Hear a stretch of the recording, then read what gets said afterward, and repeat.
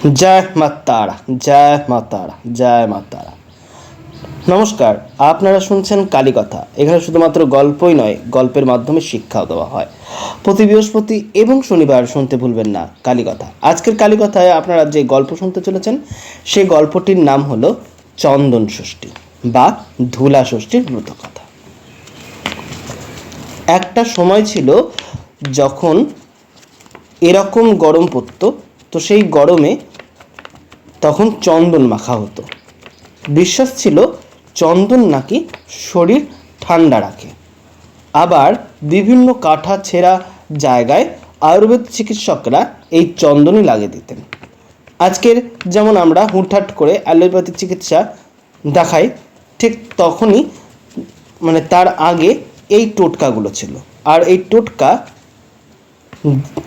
যেখানে থাকবে বাংলার মানুষ তা নিয়ে করবে ব্রতের পালন। উদ্দেশ্য এইসবের উপকারিতা মানুষকে আরও জানানো। এই ব্রতর মূল উদ্দেশ্য ছিল যে আরও 4-5টা মানুষ এটা সম্পর্কে জানুক। আজ বৈশাখ মাসের শুক্ল ষষ্ঠী। আজকে পালিত হয় যে ষষ্ঠীর ব্রত, তার নামই হচ্ছে চন্দন ষষ্ঠী বা ধুলা ষষ্ঠী। এই নামগুলো যে এমনি এমনি এসেছে তা কিন্তু নয়। এই ব্রত পালনের মূল উপকরণই হলো শ্বেত চন্দন। এই চন্দন ষষ্ঠী আর এই সময়কার শুকনো আবহাওয়া, ধুলোবালি থেকে আসা নানান রকমের রোগ অর্থাৎ অ্যালার্জি, এর থেকে শিশুদের রেহাই পেতে এই ব্রত পালন করা হতো। না জানি আরও কত কিছু জড়িয়ে আছে এই ব্রতকথার মধ্যে। তো আজকে যে ব্রতকথা বলছি সেটি এক রাজার ঘটনা। তো বলি আপনাদেরকে, শুনুন।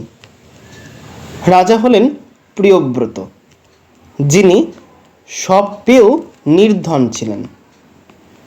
তার ঘরে সন্তান ছিল না, অথচ শত প্রাচুর্য থাকা সত্ত্বেও কোল আলো করতে কোনো তার প্রয়াস ছিল না। দুঃখী রাজা এভাবে একদিন তার সৈন্য দলকে নিয়ে বেরোলেন বনের উদ্দেশ্যে। বনের মধ্যে যেতে যেতে অন্ধকার হয়ে এলো। তখন সে আশ্রয় কোথায় পায়? ক্লান্ত অবস্থায় রাজা অবসন্ন হয়ে আরও হাঁটতে লাগলেন। এরপর তারা একটি বৃদ্ধের কুটির পেলেন। সেখানে সেদিনকা ওই রাতের জন্য আশ্রয় চাইলেন রাজা, এবং ওই রাতেই বৃদ্ধ রাজার সমস্ত কথা শুনলেন এবং বৃদ্ধা বললেন যে প্রজাপতি ব্রহ্মার আরাধনা করো। ধর্মপ্রাণ রাজা পরের দিন প্রাসাদে সেই ব্রহ্মার পুজো আয়োজন করলেন। ব্রহ্মা স্বয়ং আবির্ভূত হয়ে রাজাকে বললেন, পুত্র ষষ্ঠী যজ্ঞ আয়োজন কর এবং তাতেই তোমার ফল হবে। রাজা তাই করলেন। এই যজ্ঞাগ্নি থেকে উদ্ভূত হলো এক নারী পায়েস নিয়ে। কিছু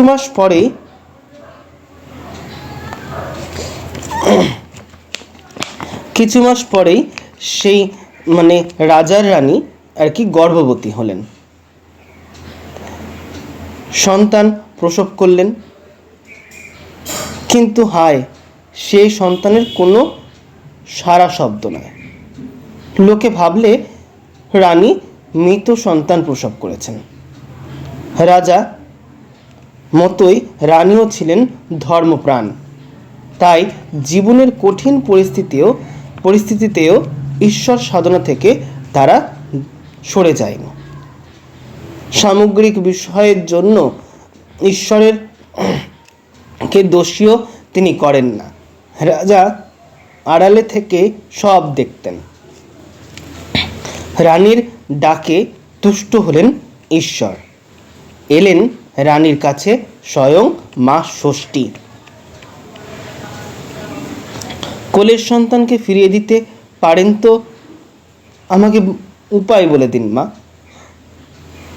সে রানী ও রাজাকে বৈশাখ মাসের একটি ষষ্ঠী অর্থাৎ ব্রত পালনের কথা বলেন।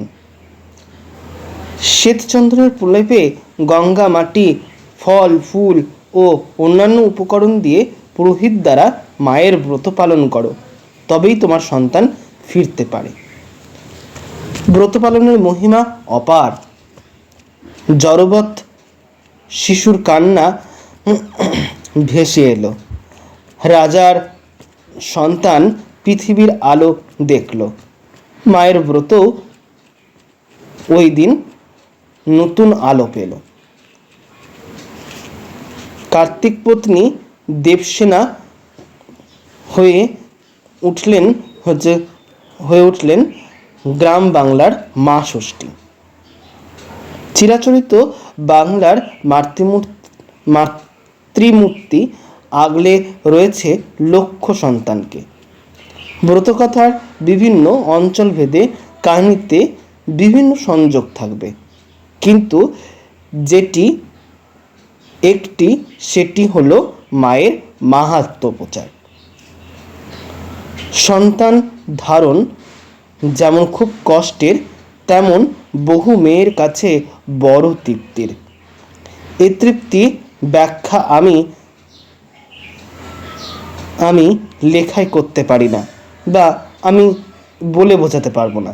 আজও বহুজন মা হতে চান, কিন্তু কারণবশত তারা সেই সুযোগ পায়নি। আমি তাদের কান্না দেখতে পাচ্ছি। আমি দেখছি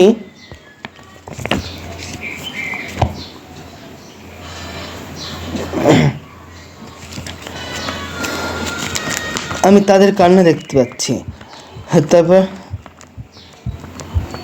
বাবার আজও বহুজন মা হতে চায়, কিন্তু কারণবশত তারা সেই সুযোগ পাচ্ছে না। আমি তাদের কান্না দেখতে পাচ্ছি।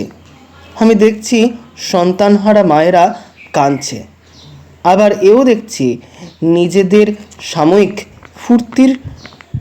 ফুর্তির ফসল যে এলো, তাকে তার বাবা মা নিজের কাছে রাখলো ঝোপের মধ্যে। বাবার অনুচরেরা হয়তো সাময়িক তার খেয়াল রেখেছে। তখন বারবার মনে হয়, এই সন্তান তো এমন দম্পতির কোলে আসা উচিত নয়, না জন্ম দিলেই পারত। কাছে টেনে নিতে চায় অনেক অনাথ মায়েরা, যাদের বাচ্চা কাচ্চা হয় না। এর উত্তরে আমি সর্বশক্তিমানের কাছে যেতে চাই। তাই সন্তান বড় রত্ন, একে উপেক্ষা করতে নেই।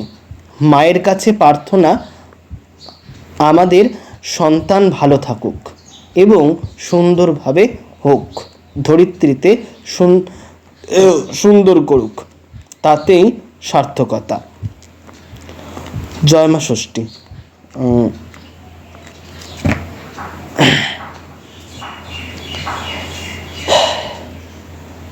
আজকের গল্প বা এই ব্রত কথা কেমন লাগলো তা জানাতে ভুলবে না। জানাতে হলে আমার ইউটিউব চ্যানেলটি সাবস্ক্রাইব করবেন, বেল আইকনে ক্লিক করবেন এবং লাইক কমেন্ট শেয়ার করতে ভুলবে না।